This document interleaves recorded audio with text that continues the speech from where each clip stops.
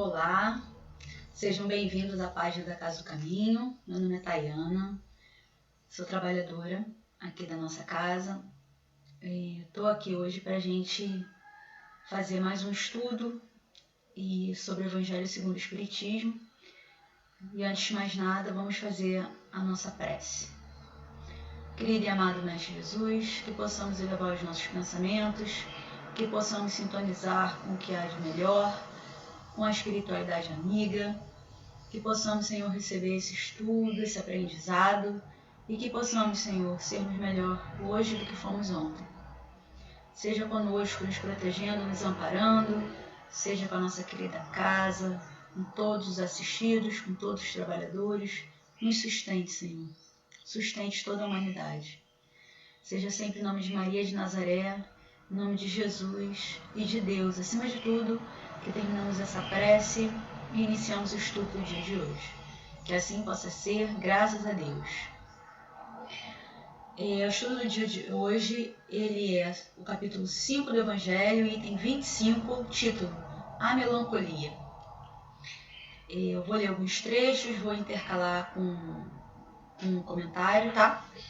Mas já ficou spoiler aí, né? Sobre o desfecho, né, do nosso estudo, sobre a atualização do nosso estudo, né? A gente não pode esquecer que o nosso Evangelho ele foi compilado em torno de 1800, né, e pouquinho. Então, naquela ocasião, ainda não existiam muitos nomes de situações, patologias que acontecem com a humanidade desde sempre, mas que até então eram subestimadas, eram tratadas como coisas menores, coisas que não eram valorizadas.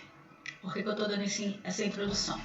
Porque nós estamos em setembro, esse estudo ele vai ao ar ainda em setembro, então setembro é o mês da conscientização a favor da prevenção, né, do suicídio.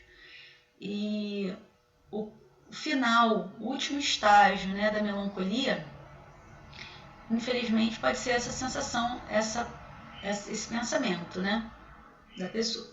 Então vamos lá. Esse estudo foi ditado por François de Geneve em Bordeaux, tá bom? Esse item 25. A melancolia.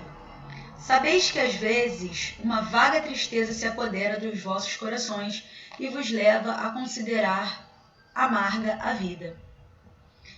É que vosso espírito, aspirando à felicidade e à liberdade, se esgota. Ele se esgota do corpo. O corpo para ele é uma prisão. Então, o que a gente tem que inicialmente lembrar, né? Alguns conceitos, né, que a doutrina espírita nos traz. A nossa encarnação, ela não é a verdadeira vida, né? A verdadeira vida é na pátria espiritual. Isso, na teoria, é mais tranquilo de se dizer, né? Na prática, a gente vê ao contrário. A gente vê como a visão do corpo mesmo. A gente vê como se a matéria, como nós encarnados, é que estivéssemos vivos. Mas aqui é uma breve experiência, né? E o que conta, na verdade, é a vida da pátria espiritual. Por vezes, o espírito ele anseia sobremaneira esse retorno. Ele sente uma tristeza inexplicável. Ele sente uma vontade de não estar aqui, de não pertencer. Isso era tido como a melancolia, né, da ocasião. E para que o espírito reencarne, ele passa por diversas etapas, né, dentre elas o esquecimento do passado, justamente para que ele possa ter uma nova oportunidade. E com isso, aliado a isso, o instinto de conservação. Então, isso é uma coisa que nos prende à encarnação, né? Termos essa alegria de viver, essa vontade de viver, né? As razões que vão aparecendo, né? Nossos pais, nossos filhos, as nossas alianças de trabalho, as nossas alianças conjugais. Todas essas questões, elas nos trazem a alegria de viver. Mas, por vezes, essa sensação de tristeza, ela ocorre. Reconhecendo inúteis esses esforços, cai em desânimo. Como o corpo lhe sofre a influência, toma-vos a lassidão, o abatimento, uma espécie de apatia e vos julgais infelizes. É um item que, em tese é pequeno, mas se a gente começar a refletir, né, o mais interessante, o mais legal é que para a gente fazer o estudo, a gente estuda mais, né? Então a gente ouve muitas pessoas, né, muitas opiniões, muitos estudiosos espíritas, né? E uma dessas pessoas que eu ouvi, ela levantou uma coisa muito interessante. Essa questão da gente se julgar, né, se reconhecer desanimado, né, isso tudo a gente acha que é só o eu espiritual, por vezes, né? A gente acha que isso é uma situação apenas psicológica, mental, emocional. Mas a gente sabe que tudo que a gente sente, a gente pode manifestar no corpo. Então, por vezes, essa tristeza, essa apatia pode vir a ocasionar manifestações físicas, né? Uma aceleração do coração, suor excessivo, sono demais, falta de apetite, muitas questões que vão se manifestar no corpo físico, porque nós não somos apenas matéria, nem espírito. Nós temos o perispírito. E esse elo, esse vínculo, ele vai fazer com que a gente molde no nosso corpo físico as nossas sensações, as nossas emoções. Então, é muito mais fácil da gente explicar isso hoje do que na época da compilação, não é verdade? As pessoas que sofrem dessa tristeza extrema, né, que não passa, né, que tem depressão, síndrome do pânico, diversas outras doenças, né, que um profissional especializado vai conseguir acompanhar, tratar, orientar de forma correta, elas estão cada dia mais presentes na nossa sociedade. E não apenas nos adultos, nos idosos, nas mulheres, mas em todos os gêneros e em todas as idades. Essa questão da felicidade também que é levantada aqui, ela está trazendo para a gente uma falsa ilusão. Né? O estudo e o conhecimento, ele faz com que a gente consiga, quando as coisas estão saindo dos trilhos, faz com que a gente consiga se voltar para a ciência e se voltar para o que a gente estudou ao mesmo tempo. Né? Porque essa cultura da felicidade a todo custo, da felicidade o tempo inteiro, isso é uma tortura. Né? A cultura da beleza, uma ditadura, né? Que é imposta cada vez mais cedo a todas as pessoas. Então, isso pode desencadear essa infelicidade, isso pode desencadear esses pensamentos, e isso pode vir a desencadear uma tristeza maior, uma situação de inconformação, uma sensação de inutilidade, de menos-valia, né, que causa na pessoa uma vontade de abandonar, de desistir da existência. Então, hoje, mais abertamente, com mais esclarecimento, nós podemos falar sobre isso. Não é mais um tabu tão absurdo assim, né? Cada vez mais jovens têm se retirado da encarnação mais cedo, né? Por cobrança da sociedade, por cobrança das redes sociais. Então, a gente tem que saber aproveitar o que nos chega, como as tecnologias, os avanços, melhor, e não para nos causar transtornos. Né? Esse capítulo, ele é um capítulo, esse item, perdão, é um item pequeno, mas é um item atual a todo tempo. Né? A humanidade, ela precisa refletir, né? A gente precisa refletir sobre isso, refletir sobre o que a doutrina espírita nos traz, porque está cada dia mais atual, mas que a gente não fique só nessas palavras aqui, que a gente se aprofunde nelas. Crede-me, resisti com energia a essas impressões que vos enfraquecem a vontade. Ele já orientava a gente a ter essa força, buscar essa orientação, buscar a prece, buscar atividades paralelas, né, às nossas do dia a dia, porque a gente não vai ter todos os dias os melhores dias, né? Várias músicas trazem isso, né? Um dia feliz às vezes é muito raro. Essa aí é música, não é meu. E então a gente pode contar com a raridade nos dias felizes. Porque a gente está no planeta de provas e expiações, né? A finalidade para a gente estar aqui agora é aprendizado. E por rebeldia, esse aprendizado chega com dor. Não com alegrias, com descobertas, né? Com inovações, infelizmente. A gente opta muitas vezes, se não todas, por aprender na base da pancada, da queda. E é nessa situação que eles dizem para a gente ser forte e não se enfraquecer. Porque nem sempre a nossa vontade vai ser o que é necessário. São inatas no espírito de todos os homens as aspirações para uma vida melhor, mas não as busquem nesse mundo e agora, quando Deus vos envia os espíritos que lhes pertencem para vos instruírem acerca da felicidade que Deus vos reserva. Aguarde pacientemente o anjo da libertação para vos ajudar a romper os liames que vos mantêm cativo o espírito. Está falando suicídio, né? Sendo bem clara, está falando suicídio. A gente não deve abreviar, a gente não pode abreviar, é contra a lei de Deus, né? A gente tem que ter esse entendimento. Quem tem criança em casa diz que não pode deixar o prato sujo, diz que não pode deixar a cama desarrumada. São regras básicas de convivência e de organização. Então, que a gente tenha na nossa cabeça que a dificuldade, se ainda não chegou, ela vai chegar. Mas a gente tem as regras para seguir. Eu não tenho experiência própria para contar. Então, acredito que seja uma dor muitíssimo grande. Seja uma dor muito difícil de explicar.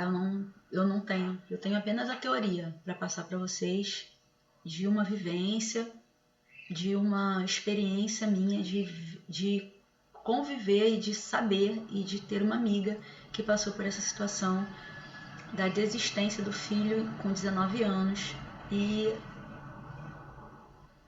é muito forte. Os espíritos nos trazem que é uma dor das maiores. Então, que a gente possa prevenir, né? São vários jargões e ditados, né, que a gente usa aqui. Prevenir é o melhor remédio, né? Que cabeça vazia, oficina do outro lá. Então a gente tem que ter em mente que a gente tem que participar. Tem que participar na nossa sociedade, a gente tem que participar com os nossos, a gente tem que participar se a gente receber alguém no nosso trabalho com alguma dificuldade, porque nós não somos responsáveis apenas pelo mal que a gente não pratica, mas sim pelo bem também que a gente não pratica. Né? Esse é o número da valorização da vida. É um número que a gente, ou qualquer um, pode ligar para falar de alguém ou para falar de si mesmo. Para falar. Por mais que hoje em dia os espaços estejam diminuídos, que a gente consiga, ao mesmo tempo, se comunicar com o outro lado do mundo, online, em tempo real, as pessoas estão cada vez mais sozinhas. Cada vez mais nos seus mundos de aparência. E criando uma situação, uma realidade que, por vezes, não é o que ela desejaria, né? Então que a gente tenha força, como eles dizem aqui, para a gente levar o nosso pensamento, né? O tratamento aqui que eu vou orientar é prece, mas a doutrina espírita ela sempre diz, né? A gente não deve apenas pensar no que a doutrina espírita vai trazer para a gente, mas aliar a ciência, né? Os profissionais responsáveis por isso, né? Os psicólogos, por vezes psiquiatras, que vão orientar. Mas se nós pudermos, mesmo sem essa especialização, sermos ombros amigos, bons ouvintes, por que não? Né? Por que não? Lembrai-vos que, durante o vosso degredo na terra, tendes a desempenhar uma missão de que não suspeitais, quer dedicando-vos à vossa família, quer cumprindo as diversas obrigações que Deus vos confiou. Se no curso desse degredo, provação, exonerando-vos dos vossos encargos, sobre vós desabarem os cuidados, as inquietações, as tribulações, Sejam fortes e corajosos para os suportar. Afrontai-os resolutos durante pouco e vos conduzirão à companhia dos amigos por quem chorais e que, jubilosos por ser-vos de novo entre eles, vos estenderão os braços a fim de guiar-vos a uma região inacessível às aflições da terra. Essa última passagem, ela fala sobre a questão das nossas utilidades, né? Da finalidade da nossa encarnação. Às vezes, quando a gente olha para o lado, a gente pensa assim, poxa, mas ninguém aqui precisa mais de mim, eu já sou idoso, ou eu não contribuo, né? Não, você tem finalidade, você tem um plano, um planejamento foi traçado para você, né? Se ainda não apareceu para você isso, aguarde, seja corajoso. Toda vida importa, toda vida é importante e necessária, né? Por vezes você não sabe, mas você é exemplo para alguém. Às vezes você não sabe, mas a sua presença ela fortalece alguém. Então, que a gente busque na nossa vida, claro, a utilidade, que a gente busque valorização em nós mesmos, mas que a gente também pense nos que estão ao nosso redor, no exemplo que vai ficar, né? Na falta que isso vai fazer por todo. Eu trouxe algumas frases de alerta que estão aqui do lado, né? Que são frases que não são drama, não são exagero, não são mulher em período pré-menstrual, né? Não são frescura. Isso era dito com muita veemência antigamente, né? Isso é uma coisa que as pessoas que têm a depressão, elas não conseguem explicar, né? Essa falta de ânimo, esse desespero, esse sentimento, né? Essa sensação que toma conta. Então, que esse capítulo ele sirva de um alerta para nós, né? Esse item, a melancolia, a tristeza exagerada, a tristeza que não passa, né? A tristeza que já perde, que te faz perder o rumo da sua vida, da sua encarnação. Que seja um alerta para todos nós, né? Para que nós possamos cuidar uns dos outros, cuidarmos de nós mesmos, né? Nos valorizarmos a vida que Deus nos proporcionou e lembrarmos que Deus está acima de todos nós e que não temos esse direito, né, de atentar contra a nossa vida e que qualquer martírio, qualquer suplício, né, que a gente já tem tantos que nós não nos infligamos mais, né, que não tenhamos martírios voluntários na nossa vida. Vamos tentar buscar, né, essa paz interior, elevar os nossos pensamentos, seguir o conselho aqui dos nossos amigos espirituais para que sejamos fortes e corajosos no segmento da nossa encarnação. Tá bem?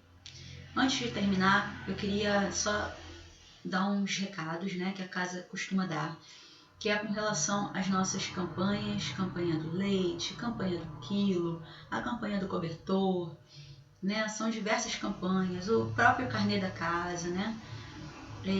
A pandemia ela nos pegou com muita força.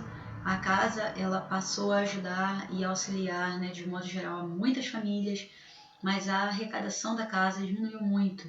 E isso não é um luxo nosso, né?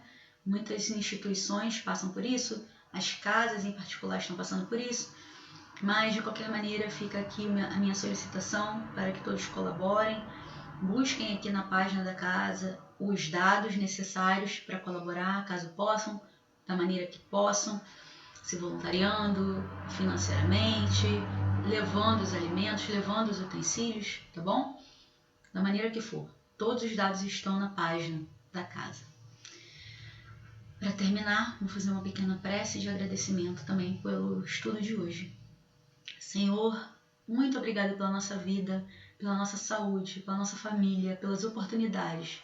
Nos ajude, nos encoraje, nos fortaleça.